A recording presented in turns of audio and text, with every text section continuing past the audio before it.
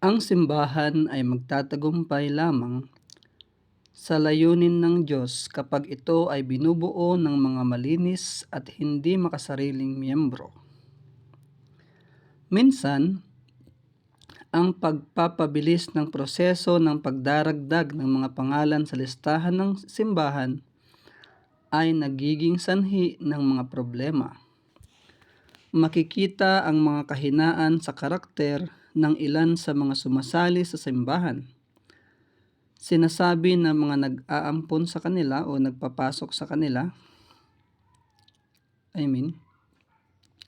ipasok muna natin sila sa simbahan at saka natin sila baguhin.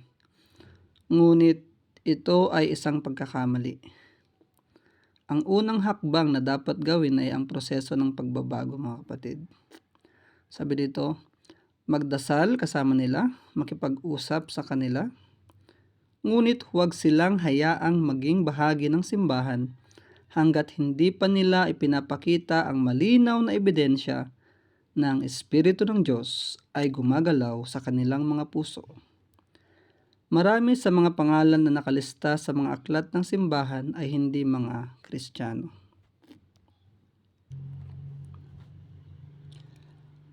Makikita natin dito, mga minamahal kong kapatid, na ang mga panirang damo ay naitanim sila, sa panahon na ang mga otoridad sa ating mga iglesia ay nagmamadali, na magpasok ng mga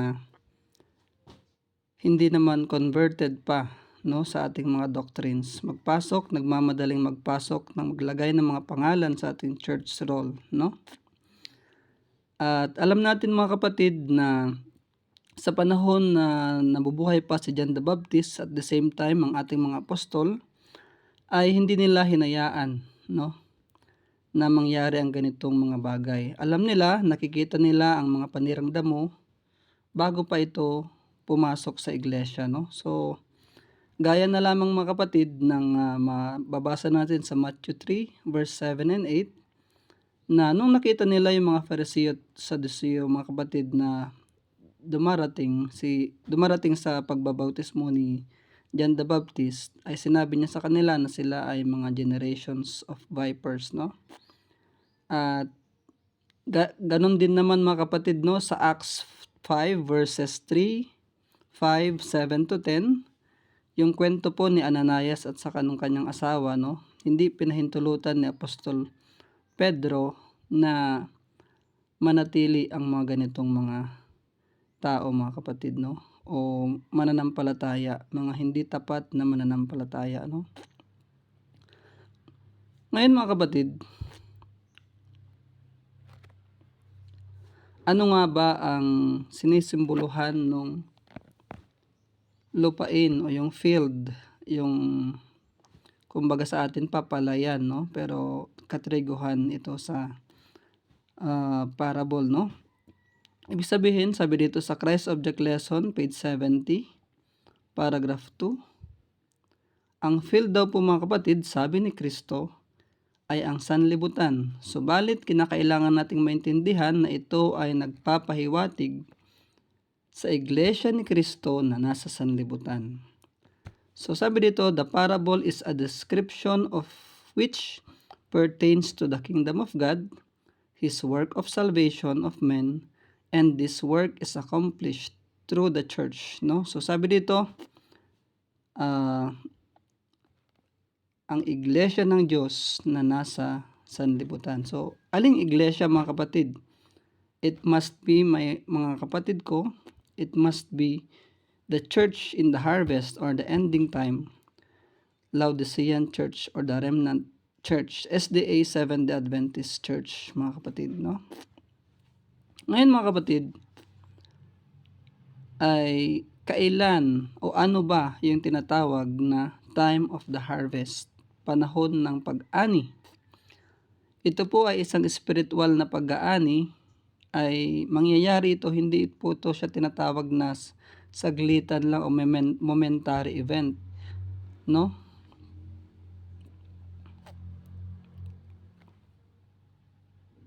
Cut.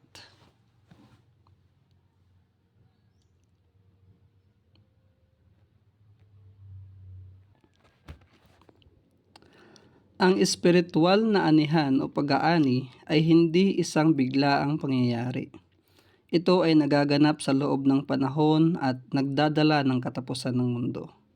Tulad ng ani na nagtatapos sa tag-init.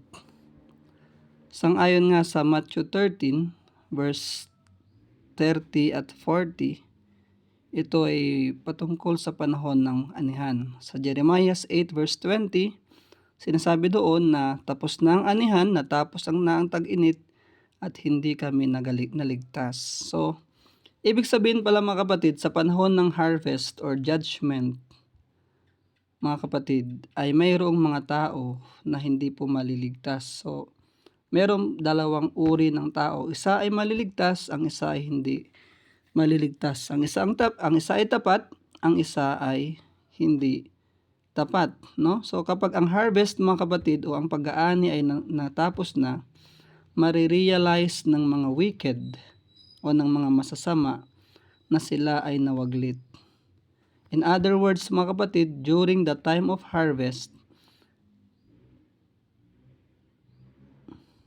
ay naligtas sana sila, no? Subalit marami silang mga na-squandered na opportunity. Marami silang mga sinayang na pagkakataon mga kapatid.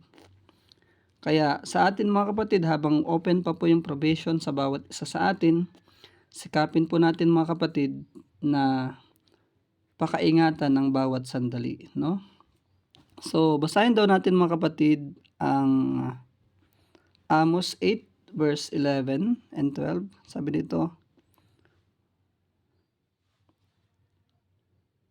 Sabi dito, mga kapatid, ay may gutom sa pakikinig ng salita ng Diyos, ngunit hindi nila ito matagpuan, no? Ang paghahanap na ito ay nagaganap bago ang ikalawang pagdating ni Kristo, mga kapatid.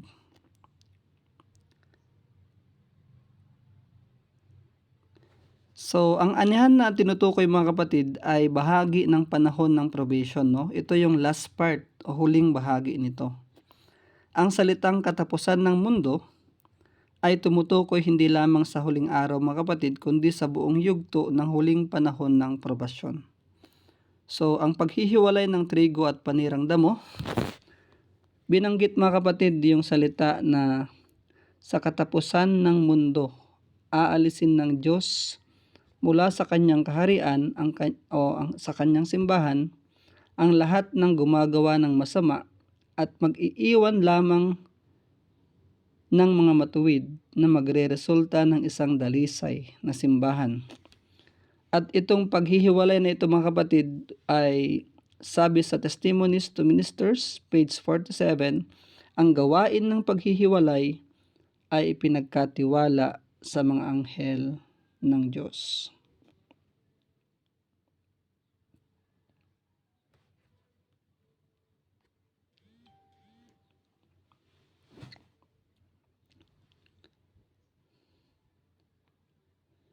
Sabi dito mga kapatid, isang patunay, mababasa po ito sa Christ Object Lesson, page 72. Sinabi dito sa 71 paragraph 3.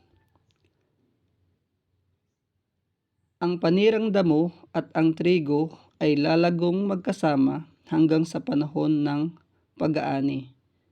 At ang pag-aani ay tinatawag na end of probationary time, yung last part po ng probationary time mga kapatid.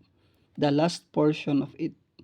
So ibig sabihin mga kapatid, yung term na end of the world does not include the last day, the second coming of Christ. However, the scriptures mga kapatid do not limit its meaning to the final day. So example nito mga kapatid, Hebrew 9 verse 26, sabi dito, but now, ngayon, once in the end of the world hath he appeared to put away sin by the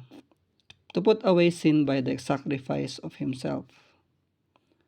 So ibig sabihin mga kapatid, si Kristo pumasok po sa kabanal-banalang dako sa heavenly sanctuary once in the end of the world in 1844.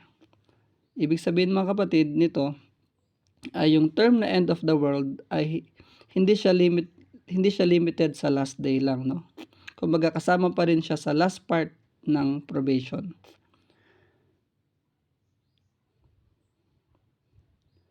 Isa pang patunay mga kapatid, mababasa ito sa 1 Corinthians 10 verse 11. Sabi dito, now all these things happened unto them for examples. Lahat daw ng mga bagay na binanggit sa 1 Corinthians 10, 1 to 10, experience po ito ng mga Israelites, ay pinahintulot ng Panginoon na masulat matala sa Biblia para sa ating examples, no? Sa ating magiging example sa atin yung mga kapatid. Makikita natin kung ano yung mga ginawa ng mga nakapasok sa kaharian ng Diyos at ano yung ginawa ng mga hindi nakapasok sa kaharian ng Diyos. At sabi dito, sila ay nasusulat for our admonition and upon whom the ends of the world are come. Na sa atin, yung tinatawag na ends of the world ay dumating. No? So, ang scripture na ito mga kapatid, ang banal na kasulatan na ito, ang talatang ito ay nagsasalita sa mga tao na nabubuhay sa last days of Earth's history. Ibig sabihin mga kapatid, yung term na the end of the world, ibig sabihin ay the last section of probationary time. Ang harvest o pag-aani ay magsisimula sa panahon na yan, sa last part ng probationary time, sa pamamagitan ng pag-alis ng mga panirang damo mula sa Seventh-day Adventist Church. Sang-ayon po mga kapatid sa early writings, page 118, sabi po dito, nakita ko ang ikatlong anghel, sabi ng aking kasamang anghel, katakot-takot ang kanyang gawain at awful yung kanyang mission, no? Siya ang anghel na pipili ng mga trigo mula sa mga panirang damo at magtatatak, magbabind ng trigo para sa makalangit na imbakan, no? Sabi dito, these things should engross the whole mind. Ang mga bagay na ito ang kinakailangan na sumakop sa ating buong mga pag-iisip at buong atensyon. So, dito natin makikita mga kapatid na yung angels na maghihiwalay po ng wheat and tares ay darating sa takdang panahon mga kapatid, no? Well known po sa atin mga kapatid na ang gawain po ng third angel ay mangyayari during po ng probationary time, no? So, ibig sabihin yung harvest o yung separation in the church ay mangyayari during the last part of probationary time mga kapatid.